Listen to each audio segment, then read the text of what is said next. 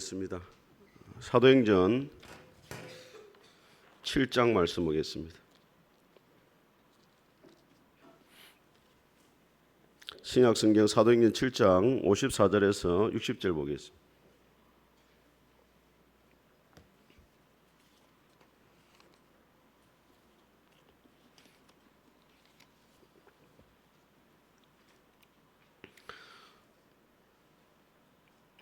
신약성경 199페이지 54절 제가 먼저 읽겠습니다. 그들이 이 말을 듣고 마음에 찔려 그를 향하여 이를 갈거늘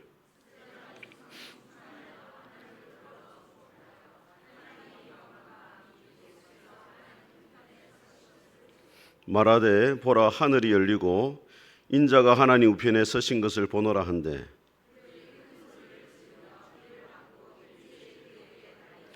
성 밖으로 내치고 돌로 칠세 증인들이 옷을 벗어 사울이라 하는 청년의 발 앞에 두니라.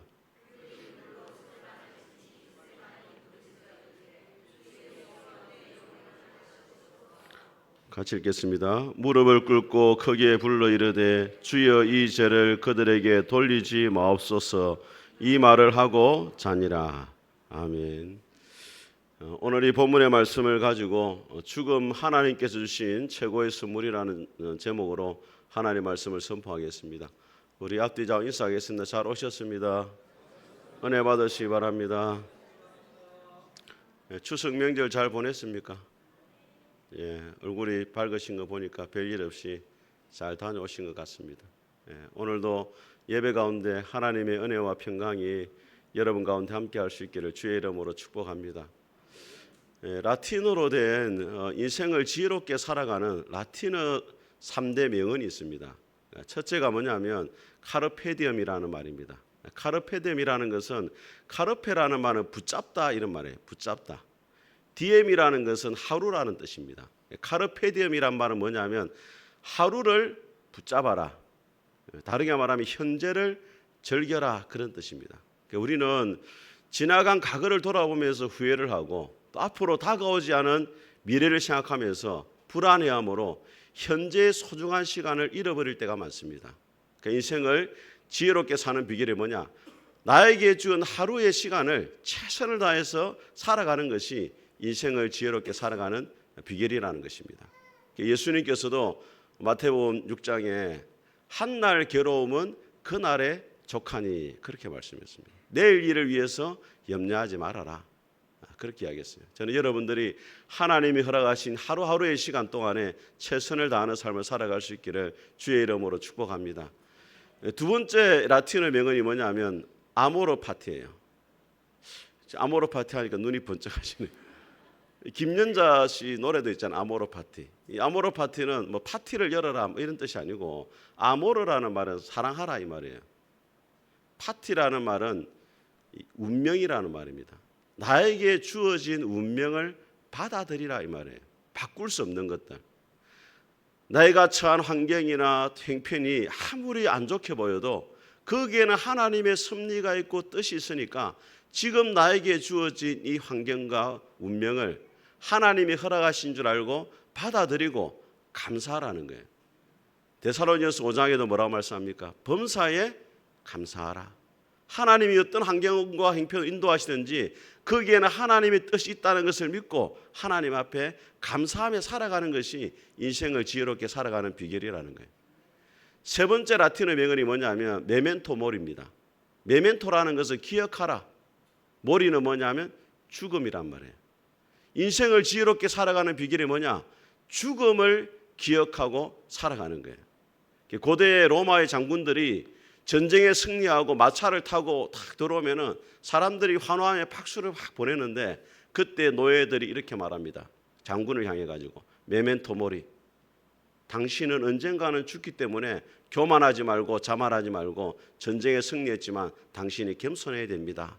그렇게 노예들을 시켜가지고 말을 듣게 하는 거예요. 메멘토 모리라고. 그런데 문제는 뭐냐? 우리나라 사람들은 이 죽음이라는 단어를 싫어합니다. 여러분 가운데 그런 분이 있을 겁니다. 목사님, 왜 자꾸 죽는 소리 합니까? 저 지난주부터 죽는 소리 이야기했잖아요. 한국 사람들은 죽음 이야기하면 재수없는 소리 하지 말라 이야기해요. 죽음을 얼마나 싫어하는지 엘리베이터를 타도 아라비아 숫자 4자는 없어요. 영어로 뭐라 되어 있습니까? F가 되어 있죠. 4. 병원에 가도 4동이 없습니다. 4동이. 3A동, 3B동 이렇게 하지 4동이 없어요. 속담도 있잖아요. 개똥밭에 굴러도 이생이 낫다. 죽는 것보다 사는 게 낫다. 이렇게 말하잖아요. 왜 우리나라 사람들은 죽음을 그렇게 터부시하느냐. 유교의 세계관에 영향을 받아서 그래요. 정통적으로. 유교의 세계관은 죽음에 대해 어떤 생각을 가지고 있느냐. 죽으면 사람의 존재가 다 사라진다고 생각합니다. 유교의 세계관은. 사람이 죽으면 유교는 영혼인 혼과 육체인 백이 분리된다 생각해요. 육체는 땅에 묻혀가지고 사라지고 혼은 잠시 자기가 살던 곳에 머물다가 흩어진다 생각합니다. 굴뚝에서 연기가 나오면 허공에 잠시 머물다가 연기가 흩어지는 것처럼 사람의 영혼도 일정 시간을 자기가 살고 있던 곳에 머물다가 흩어진다는 거예요. 그 얼마나 머무느냐? 120년을 머문다는 거예요. 영혼이. 그래서 여러분 유교의 제사를 드릴 때 몇 대까지 제사를 드리냐면 4대까지 드려요. 아버지, 할아버지, 정조, 고조까지. 왜 4대를 드리느냐? 한 대를 30년으로 잡으면 4대면 120년이잖아요. 그 영혼이 이 땅에 머무는 시간이 120년이기 때문에 4대까지만 제사를 드리고 이제 끝내는 것입니다. 그런데 성경은 죽음을 그렇게 부정적으로 생각하지 않고 죽음으로 모든 것이 끝난다고 말하지 않습니다. 오늘 이 본문에 보니까 한 사람의 죽음이 나오는데 이름이 스데반이에요. 스데반의 이름은 헬라로 보면은 스테파노스인데 멸류관이라는 뜻이에요. 아버지가 이 스데반의 이름을 지을 때 너는 하나님을 잘 섬겨가지고 마지막 하나님 앞에 섰을 때 멸류관을 받는 존재가 되어야 된다. 그런 뜻에서 이름을 뭐라고 지었다고요? 스데반이라고 이름을 지었단 말이에요. 좋은 이름이에요, 안 좋은 이름이에요? 좋은 이름이에요. 근데 그 스데반도 오늘 복음을 전하다가 죽게 되는 것을 보게 되어집니다. 오늘 이 말씀을 통해 가지고 왜 죽음이 하나님이 주신 최고의 선물인지 하나님의 음성을 듣도록 하겠습니다. 첫 번째로 죽음은 영원한 천국에서 주님을 만나는 시간이기 때문입니다. 우리 55절과 56절을 같이 한번 읽어보겠습니다. 같이 읽겠습니다. 시작. 스데반이 성령 충만하여 하늘을 우러러 주목하여 하나님의 영광과 및 예수께서 하나님 우편에 서신 것을 보고 말하되 보라 하늘이 열리고 인자가 하나님 우편에 서신 것을 보노라 한대. 자, 여러분 스데반 집사님이 사람들 앞에서 하나님의 말씀을 전했습니다. 복음을 전했어요. 예수님을 믿어야 됩니다. 예수님이 여러분의 죄를 위해 죽으셨고 부활하셨습니다. 복음을 전하니까 사람들이 듣기 싫어가지고 길을 막고 결국에는 돌을 들어가지고 스데반 집사님에게 던졌습니다. 그 돌에 맞아서 순교하기 직전에 갑자기 하늘이 확 열리는 거예요. 저는 여러분에게도 하늘이 열리는 그러한 복을 경험할 수 있게 되기를 주의 이름으로 축복합니다. 스데반 집사님 앞에 하늘이 확 열리면서 뭐가 보이느냐? 하나님이 영광스럽게 앉아 계시고 그 우편에 예수님이 서 계신 것을 보게 된 거예요. 그런데 이 주목해야 될 단어가 뭐냐면 열리다라는 단어가 수동형으로 되어 있습니다. 저절로 하늘이 열린 것이 아니고 누가 열어 제친 거예요. 하나님이 스데반 집사님 앞에 하늘을 열어 제쳐가지고 하늘에 하나님이 계시고 예수님이 서 계신 것을 보게 하셨다는 거예요. 왜 그렇게 했습니까? 복음을 전하다가 죽어가고 있는데 사람들이 보기에는 가장 불쌍한 사람이에요. 돌에 맞아 죽어가고 있으니까. 그런데 너의 죽음은 결코 헛되지 않고 너가 죽는 것으로 끝나지 아니하고 죽음 이후에는 천국 있고 하나님이 계시고 예수님이 계시고 그곳에서 내가 주님과 함께 영원히 살게 될 것이다. 그러니까 죽음을 두려워하지 말아라. 담대하라. 끝까지 네 사명을 다하다가 나에게 와라. 그렇게 예수님이 격려를 하고 있단 말이에요. 여러분 성경은 결코 죽음을 모든 것이 끝나는 것이라고 말하지 않습니다. 그래서 독일에서 만난 하이델베르그라는 이 교리문답에 보면은 죽음에 대해서 이렇게 이야기를 합니다. 자, 예수께서 우리를 위해 죽으셨는데 왜 우리는 여전히 죽어야 합니까? 이게 질문이에요. 문답형으로 되어 있습니다. 답이 뭐냐면 우리의 죽음은 우리의 죄값을 치르는 것이 아닙니다. 죽음은 우리의 죄 짓는 것을 그치게 하고 우리를 영생에 들어가게 하는 통로가 됩니다.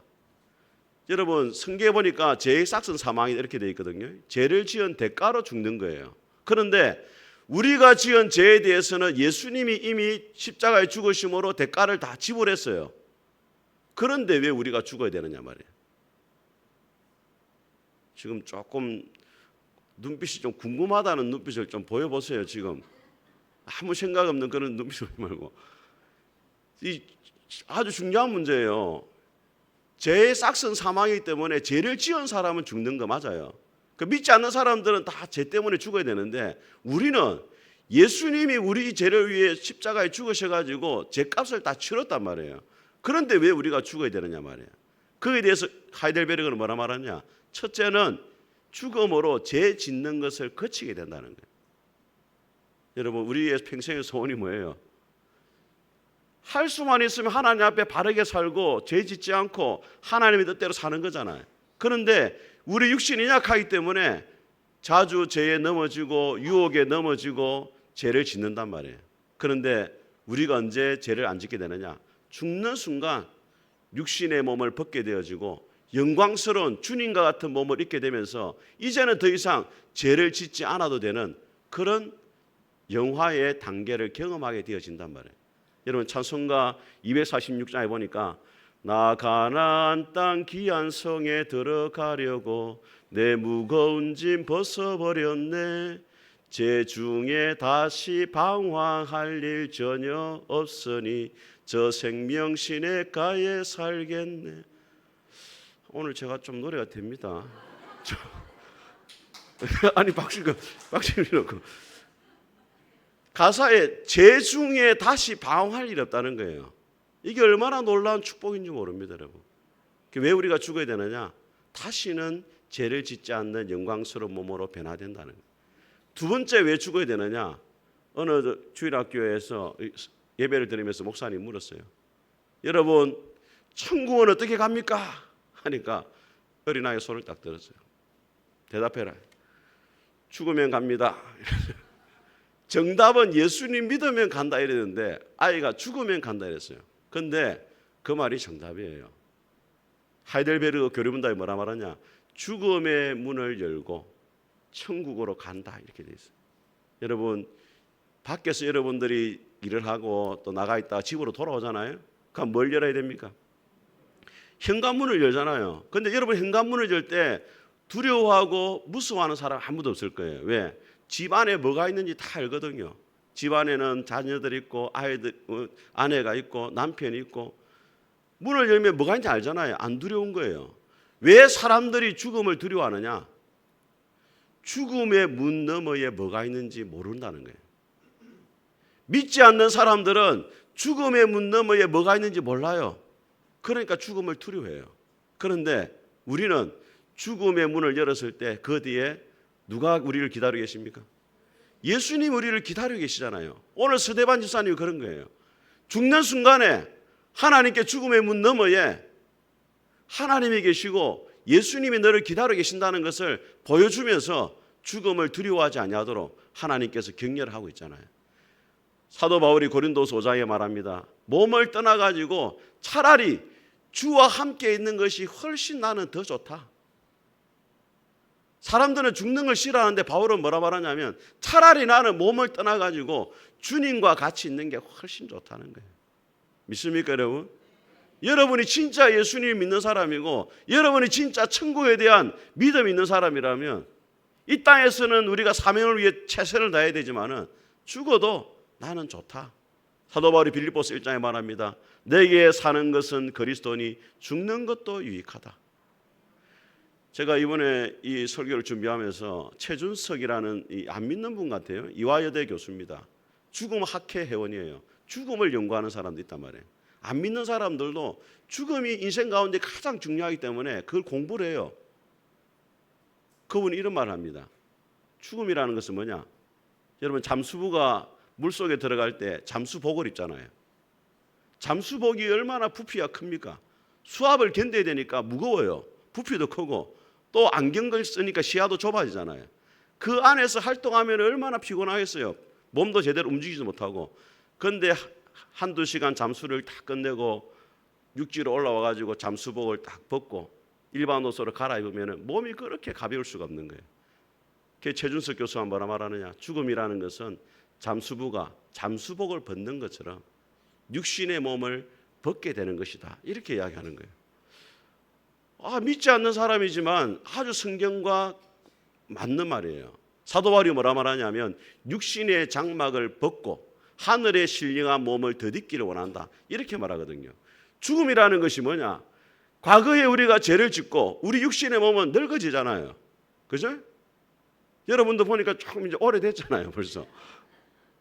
저도 김해에 처음 왔을 때만 해도 우리 주한이 7살, 주찬이 뭐 4살 이래가지고 30대 초반이었어요. 36살 초반 아니네. 그때는 머리도 막 이렇게 막 새까맣고, 예, 몸도 날렵하고 아주 샤프했는데 지금은 이제 거의 뭐 오래됐죠. 저도 조금 나이가 들잖아요. 우리 몸은 또 병들잖아요. 저도 사실 몸이 건강한 편이었거든요. 운동도 잘하고 또 제가 옛날에는 씨름 선수도 하고 하동 송림에 씨름 대회 나가지고 이기기도 하고.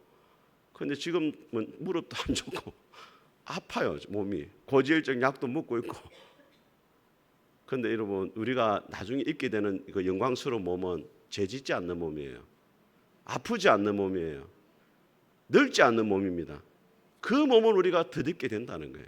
그래서 죽음이라는 것은 가장 고통스러운 순간이 될 수 있지만 믿는 자에게는 하나님이 주신 최고의 선물이 뭐냐?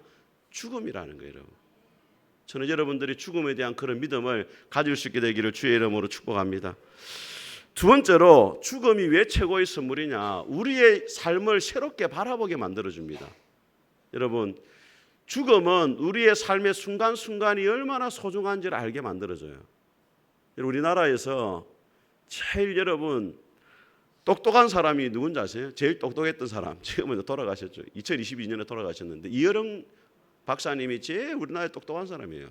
인문학적으로는 가장 똑똑한 사람이죠. 88 올림픽 때 여러분 기억나십니까? 굴릉쇠를 아이가 굴르고 가잖아요. 그걸 기획하신 분이 이여령 박사님이에요. 이분이 뭐라고 이야기했냐? 죽음에 대해서 이렇게 말합니다. 죽음이라는 게 거창한 것 같지? 아니야. 내가 신나게 글을 쓰고 있는데 신나게 애들이랑 놀고 있는데 불쑥 부르는 소리가 들리는 거야. 그만 놀고 들어와서 밥 먹어라. 죽음이라는 것이 뭐냐? 엄마가 아이를 부르듯이 하나님이 우리를 이제 그만 놀고 집에 와라 이러면 가야 되는 거라는 거예요. 이여령 교수님이 마지막 수업이라는 책을 썼습니다. 죽음을 앞에 두고 자기는 이렇게 말하더라고요. 나는 병실에서 죽기 싫다는 거예요. 하나님 그렇게 기도했다. 하나님 나는 병실에 죽기 싫고 일상적인 내가 일을 하다가 글을 쓰고 집에 있다가 집에서 죽음을 맞이하고 싶습니다. 그 실제로 그렇게 됐어요. 근데 이분이 죽음 앞에서 후회되는 게 있대요. 그게 뭐냐면 딸 미나가 있습니다. 이미나 목사님이었죠. 일찍 죽었어요. 병으로. 미나가 어릴 때 글을 많이 쓰니까 원고 마감 시간 있잖아요. 원고 마감 시간이 촉박하면은 이 글을 쓰는 사람은 아주 긴장하게 돼가지고 모든 신경을 다 써가지고 글을 끝내야 돼요. 시간 안에. 그게 큰 스트레스입니다, 여러분. 저도 그렇습니다, 여러분. 저도 주일 설교를 끝내야 된다는 게 스트레스가 되거든요. 그래서 막 집중하는데 누가 막 전화가 온다든지 막 누가 막 하면은 막 신경질 나요, 솔직하게 말하면. 영감이 왔을 때 글을 쓰고 설교를 완성을 해야 된단 말이에요. 옛날에 어릴 때는 애들이 좀 저도 그랬죠. 그러다 보니까 애가 막 귀찮게 하면은 소리를 쳤대요. 여보, 원고 마감인 거 몰라? 빨리 데려가. 그때 미나가 가슴이 찢어지는 것 같고 아빠가 자기를 사랑하지 않는 것 같았다라고 이렇게 말을 했다는 거예요. 그런데 이 딸이 53세의 나이로 아버지보다 10년 일찍 죽거든요. 아버지는 88세에 죽고 이여령 교수는 그보다 10년 앞에 병으로 죽어요. 그러니까 이 이여령 교수님이 돌아볼 때 한 번은 이런 일이 있었대요. 집에서 글을 쓰고 있는데 딸이 이제 마지막 저녁 인사하러 온 거야. 굿나잇 인사하러 아버지한테. 그러면 글을 쓰다 보니까 이제 집중하니까 보도 안 하고 딸을 굿나잇입니다 하고 손만 흔들고 간 거예요. 문 닫고. 그러니까 이제 이 교수님 이렇게 말합니다. 나에게 만일 30초의 시간이 주어진다면 딱 한 번이라도 좋으니 낡은 비디오 테이프를 되감듯이 그때로 돌아가자. 나는 평소처럼 글을 쓸 것이고 너는 엄마가 사준 레이스 달린 하얀 잠옷을 입거라. 그리고 아주 힘차게 서재의 문을 열고 아빠 굿나잇 하고 외치는 거다. 약속한다. 이번에는 머뭇거리면서 서 있지 않아도 된다. 나는 글 쓰던 펜을 내려놓고 일담한 책을 덮어두고 두 팔을 활짝 편다. 굿나잇 미나야 잘 자라. 내 사랑하는 딸. 그런데 어찌하면 좋으니 내가 눈을 떠도 너는 없으니 너와 함께 맞이할 아침이 없으니 그러나 기도한다. 우편 번호 없이 붙이는 이 편지가 너에게 전해질 것을 믿는다. 그래서 묵은 편지함 속에 쌓여있던 낱말들이 천사의 날갯짓을 하고 일제히 하늘로 날아오르는 꿈을 꿀 것이다. 갑자기 끊겼던 마지막 때가 이어지면 찬송가처럼 울려오는구나. 굿나잇 미나야 잘 자라. 미나야 보고 싶다. 내 딸아. 자기가 이제 후회가 되는 거죠. 그 순간을 딸하고 같이 이렇게 지내지 못한 것을. 그러면서 이렇게 이야기합니다. 여러분 사랑하는데 몇 초의 시간이 필요하냐 이렇게 물어요. 여러분 사랑하는데 몇 초의 시간이 필요합니까? 이혜령 교수가 말합니다. 여러분 사랑하는데 필요한 시간은 30초면 됩니다. 주저하지 말고 오늘 그 사랑을 나누어 주세요.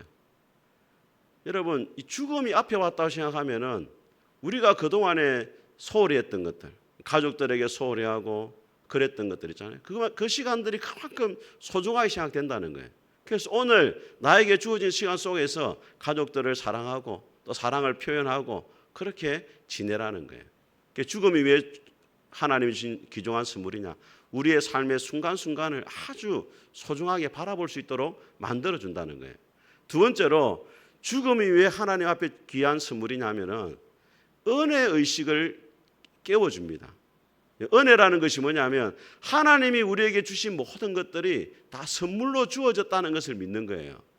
우리 교인들이 사랑하는 찬송 가운데 은혜라는 찬송 아시죠 여러분? 송경민 목사님이 쓴 은혜라는 노래. 그 노래는 내가 그렇잖아요. 또 부르려니 또 민망하네. 내가 지나왔던 모든 시간이 내가 누려왔던 모든 것들이 내가 걸어왔던 모든 순간이 당연한 것이 아니라 은혜였다. 아침 해가 뜨고 저녁에 노을이 지고 계절이 변하는 모든 것들이 당연한 것이 아니고 하나님의 은혜였다. 죽음 앞에 서게 되어지면은 내가 누려왔던 모든 것들이 당연한 것이 아니고 하나님이 나에게 선물로 주신 것이었구나 이걸 깨닫게 된단 말이에요. 미치 앨범이라는 사람이 쓴 그 모리와 함께한 하혈이라는 책이 있어요. 이 모리 교수는 루게릭병에 걸립니다. 근육 이 수축증이 걸려가지고 이 죽음을 앞에 두고 있어요. 그 휠체어에 앉아가지고 자기 제자인 미치 앨범하고 이 대화를 나눕니다. 화요일마다 만나가지고. 모리와 함께한 하혈이라는 책인데 거기 보면 모리 교수가 이렇게 말해요. 근육 무력증이 걸릴 때는 이 안경도 자기 손으로 잘 못 올리는 거, 손도 제대로 못 움직이는 거예요. 그래서 제자한테 말하면 창밖을 보면서 미치 너는 저 창밖을 뛰어다닐 수 있지. 나는 그렇게 할 수가 없다. 그렇지만 창밖을 감상하는 것은 내가 너보다 훨씬 잘한다. 그렇게 이야기를 해요. 그러면서 이렇게 말합니다. 매일 저 창밖을 내다본다네. 나무가 어떻게 변하는지 바람이 얼마나 강해졌는지도 알아차린다네. 내 시간이 거의 끝났음을 알기에 처음으로 자연을 보는 것처럼 그렇게도 자연의 마음이 걸린다네. 죽음의 순간이 다가오니까 옆에 있는 것들이 그냥 보이지 않는 거예요. 하나하나 다 귀하게 생각되고 소중하게 생각되고 어느 집사님이 저보고 그러더라고요. 집에 나무를 하나 심는데 이 나무를 내년에도 볼 수 있을까? 그런 마음이 든다는 거예요. 모든 것이 다 소중하게 생각되는 거예요. 이런 말이 있습니다. 오늘 내가 헛되이 보낸 하루는 어제 죽은 이가 그토록 살고 싶어 했던 내일입니다. 우리는 때로 이 하루라는 시간을 그냥 흘러보낼 때가 많아요. 왜? 내일이라는 시간이 나에게 또 온다고 생각하기 때문에. 그런데 그렇지 않습니다, 여러분. 내일이라는 시간은 하나님 우리에게 선물로 주셔야만 우리가 누릴 수 있는 거예요. 이번에도 명절을 보내면서 사고가 얼마나 많이 났습니까? 터널에 역주행하는 차 때문에 일가족이 다 죽는 사고가 일어나잖아요. 그래서 우리가 하루하루 살아가는 이것이 하나님의 은혜다. 이 의식을 여러분들이 깨우게 된다는 거예요. 그러한 은혜가 있기를 주의 이름으로 축복합니다. 세 번째로 하나님이 주신 최고의 선물로서의 죽음을 맞이하기 위해서는 인생의 마무리를 잘 해야 됩니다. 우리 59절과 60절 같이 한번 읽어보겠습니다. 같이 읽겠습니다. 시작. 그들이 돌로 스데반을 치니 스데반이 부르짖어 이르되 주 예수여 내 영혼을 받으시옵소서 하고 무릎을 꿇고 크게 불러 이르되 주여 이 죄를 그들에게 돌리지 마옵소서. 이 말을 하고 자니라. 자, 여러분 스데반 유사님이 얼마나 인생을 아름답게 마무리를 했는지, 하늘이 열리고 하나님이 보이고 예수님이 서 계신 것을 보고서 죽기 직전에 기도를 드렸어요. 두 가지를 기도드렸습니다. 첫째는 뭡니까? 내 영혼을 아버지의 손에 부탁합니다. 예수님이 드린 기도거든요. 죽기 직전에. 스데반 유사님은 죽음으로 모든 것이 끝난다고 생각하지 않았습니다. 죽음 뒤에도 천국이 있고 하나님이 계시고 다시 부활한다는 것을 믿었기 때문에 죽는 순간에 뭘 기도하느냐? 내 영혼을 아버지 손에 부탁합니다. 자, 여러분 지금도 연습을 하셔야 돼요. 여러분 뭘 연습해야 되느냐? 여러분이 잠들기 전에 기도하세요. 왜냐하면 내일 아침 못 일어날 수도 있잖아요. 그리고 계속 연습을 해야 죽을 때도 이 말이 튀어나온다고. 뭐라고 기도하고 잠들어야 되느냐? 주님, 오늘도 내가 하나님 은혜 가운데 잘 살았습니다. 내 영혼을 아버지 손에 부탁하고 내가 잠자리에 듭니다. 이렇게 하세요. 그래 여러분이 죽음이 찾아왔을 때도 아버지, 내 영혼을 아버지 손에 부탁합니다. 이런 고백이 나오지. 나중에 가면 쫓기 싫다 막 이러면 곤란한 거예요. 또 뭐 예수가 누구 막 이러면은 곤란해진단 말이에요. 그래서 내 영혼을 따라하면 내 영혼을 아버지 손에 부탁합니다. 자, 두 번째 스데반의 집사님의 기도가 뭐냐면 저들의 죄를 용서해 달라는 거예요. 자기를 돌로 치고 있는 저 원수들을 죽여달라가 아니고 저들의 죄를 용서해 달라. 참 얼마나 놀라운 기도입니까 여러분. 우리나라 사람들은 죽기 전에 뭐라 말합니까? 이 아버지의 복수를 꼭 갚아라 막 이렇게 죽거든요. 그래서 스데반 유사님은 저들의 죄를 용서해 달라. 이것은 스데반 유사님 안에 하나님의 사랑이 얼마나 가득한 사람이었는가를 보여주는 거예요. 여러분 요한일서 4장에 보니까 하나님은 사랑이시다 이렇게 말씀해요. 여러분 하나님이 계신 천국은 미움이나 정오나 다툼이 전혀 없고 하나님의 사랑으로만 충만한 곳이 천국이에요. 그래서 오늘 스데반 집사님이 마지막 죽는 순간에 원수들 향해서 용서하고 사랑하는 기도를 했다는 것은 스데반 집사님이 얼마나 천국에 어울리는 사람인가를 보여주는 거예요. 여러분들이 궁금하는 가운데 하나가 있잖아요. 내가 과연 구원을 받을 수 있느냐? 내가 죽어도 과연 천국 갈 수 있는 그런 사람이 되느냐? 궁금하잖아요. 어떻게 확인할 수 있느냐? 여러분이 원수 같은 사람을 용서할 수 있다면 여러분은 천국에 어울리는 사람이에요. 사랑할 수 없는 사람을 사랑할 수 있다면 여러분은 천국에 어울리는 사람이에요. 그렇지 않다면 여러분은 천국에 합당한 사람이 아닙니다. 우리가 인생을 마무리 잘하기 위해서 오늘 스데반 집사님의 기도를 드려야 됩니다. 우리의 영혼을 하나님 앞에 부탁하고 우리가 용서하지 못할 사람은 또 하나님 앞에 손에 부탁하고 그 사람을 용서하는 기도를 할 수가 있어야 돼요. 자, 오늘 8장을 한번 보겠습니다. 8장 2절을 같이 한번 읽어보겠습니다. 2절 같이 읽겠습니다. 시작. 경건한 사람들이 스데반을 장사하고 위하여 크게 울더라. 자, 여러분 어떤 분 그렇게 말하는 목사님, 우리가 죽으면 천국 가는데 장례식에서 우는 것은 믿음이 없는 것이 아닙니까? 그렇지 않습니다, 여러분. 잠시 헤어져도 우리가 슬프잖아요. 그죠? 아들 군대만 보내도 마음이 안 좋잖아요. 그죠? 저는 집에 잠시 갔다 나와도 마음이 안 좋아요. 아내를 보지 못한다는 그 안타까운 마음이. 그러니까 죽으면 잠시 보지 못하잖아요. 그것 때문에 마음이 슬픈 거죠. 그렇지만 오늘 스데반 집사님 때문에 울었다는 것은 단순히 인간적인 슬픔이 아니고 이 스데반 집사님이 얼마나 주님을 위해 헌신했는가를 사람들이 증명해 주고 있는 거예요. 한 사람이 죽었을 때 그 사람이 죽음을 슬퍼한다는 것은 그 사람이 그 공동체에 정말로 필요한 사람이었다는 것을 보여주는 것이란 말이에요. 인디언의 속담에 이런 말이 있습니다. 네가 태어났을 때 너는 울었지만 세상은 기뻐했다. 그리고 네가 죽었을 때 세상은 울겠지만 너는 기뻐할 수 있는 그런 삶을 살아야 된다. 우리가 태어날 때는 내가 울었지만은 우리가 죽을 때는 우리 주변의 사람들이 울어줘야 된다. 여러분, 사람은 3번 죽는다고 합니다. 3번. 언제 죽느냐?